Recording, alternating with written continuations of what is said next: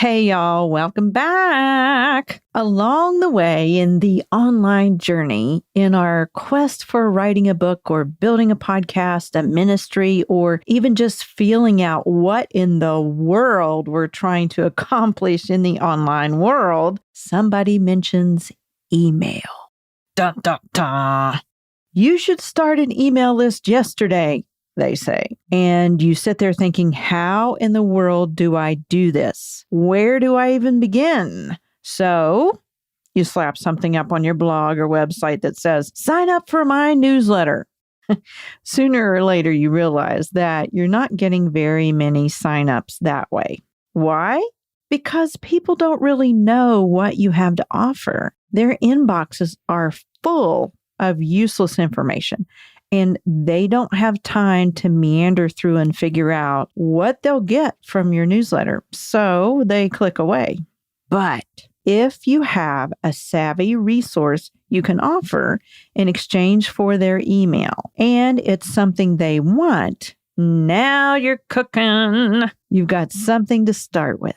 And even though this podcast episode is geared towards educating you on how to start an email list, even the most savvy newsletter marketers will benefit because sooner or later, you need to update your freebies or opt-ins. I've done this many times over the years. And you're going to hear a clip from an opt-in workshop about my story of meager beginnings and how I started building my own email list and the freebies I offered, and how that transitioned over time based on content and products I developed.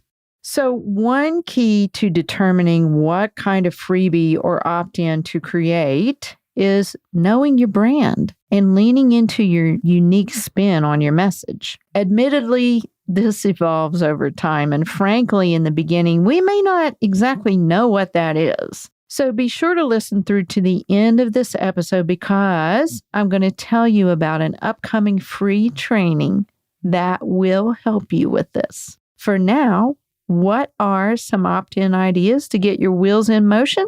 Listen in. Welcome to Authentic Online Marketing with Ruthie Gray.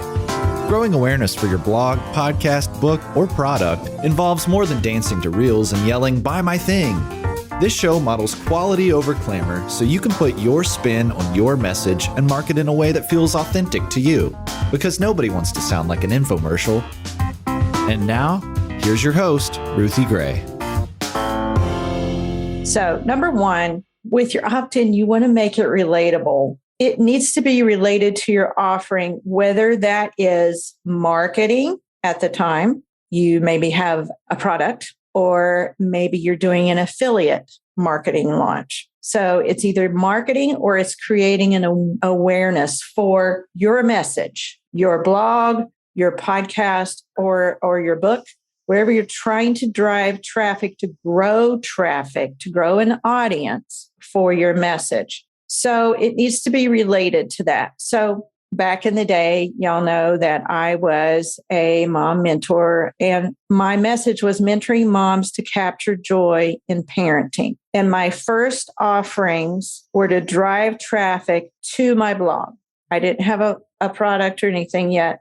I just wanted to grow my blog. So some of my opt-ins, my very first one, and I meandered my way through PicMonkey, and I was just in the early stages of graphic creation and things like that. And at first I was like, I don't even have anything that I could think of that people would want to exchange their email for. But I just really dug down deep, and I wrote top 10 tips to rear a confident young man based on what I had seen happen with my son. And people started opting into that. People actually wanted that and started reading my emails and got on my list. And I will side note say that I was taking an email course at the time. And so that was the very first thing I was supposed to do, was create an opt-in. But then I was learning how to write these emails that people actually wanted to read. So within the first 3 months, I had 100 subscribers, which was big for me. So that worked. That's where I started, ground level. And then later on, I did some marriage tips, like my parents' top 10 tips to staying married over 50, plus years, had old pictures of them, their wedding and things like that. People love that too.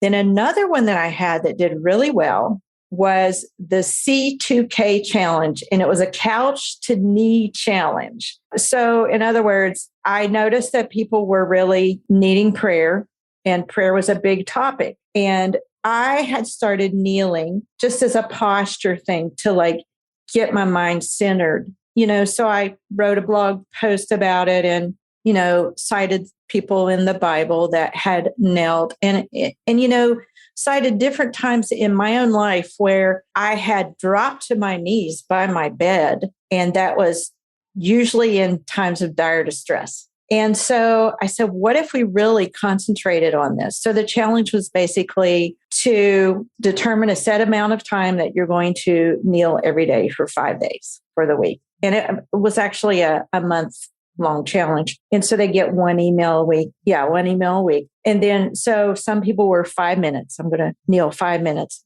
And I shared my goal, which was 20 minutes. And that grew my prayer life so much. And it grew so many people's. I had a free Facebook group, and we just really, that one was well received. It had about 200 signups within the first week. So you want to do something that relates to whatever your message is. And so that was then.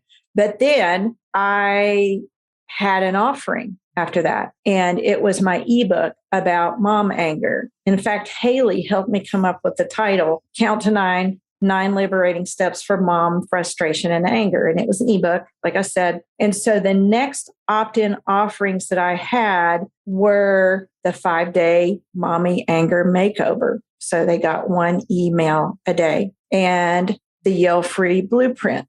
So that was kind of a different spin on it. So those would trickle in information gradually about my book. And by the end of those, what they received, a lot of them would purchase the book. So those were directly related. So one statistic I want to note with you, the average email opt-in rate with traffic to your website is 1.95%, according to Sumo Me. So that's not super great, but then you have to, figure in a lot of people probably, or of the people that hit on your website, that's probably about accurate. So you have to really make sure that you make it good and that it really relates.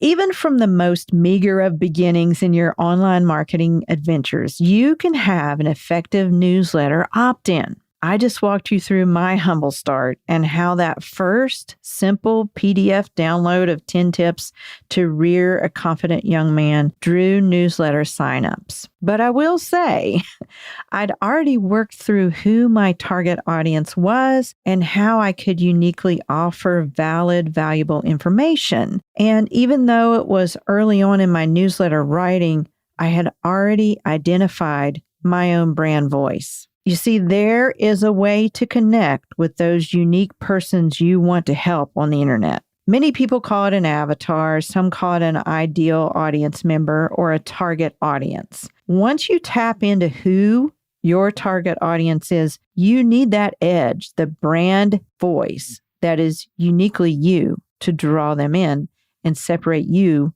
from the crowd. And as I mentioned before, over time, this evolves or even changes based on your target audience. If you'll look at my new website, AuthenticOnlineMarketing.com, you'll notice it is markedly different from my old site, RuthieGray.mom, because my target audience is completely different. RuthieGray.mom is a parenting site, and AuthenticOnlineMarketing.com is an online marketing site. But even beyond that is the messaging we provide on our new site. When we held our official launch, we had a competition to see who could find the most 70s references. That's because my target audience is largely women that groovy Farrah hair, Marsha Brady, $6 million man era, much like myself. And that's not to say that I don't have younger or older followers and listeners, but it's where I've landed with my niche. Oftentimes we're afraid to draw the line in the sand. We're afraid to target one demographic for fear the others will leave. And I can confidently say that that's not the case when you're confident in your brand voice and online presence, because I even have young moms that would rather follow me than some bigger, louder online Instagram or email marketing guru. And that is also my edge because I'm smaller. So what sets you apart? What makes you different that you can offer your readers in exchange for your email? Tap into that, and I'm going to give you a hint. Your personality has a lot to do with it. Just like that. Just like me breaking out in song. That's what I'm talking about, even though it's corny. So I'd like to help you figure this out. And I'm super excited to announce our brand new brand voice workshop coming August 8th. And you can sign up to reserve your seat right now. And inside this workshop, I'll teach you how to identify and authenticate your unique brand voice.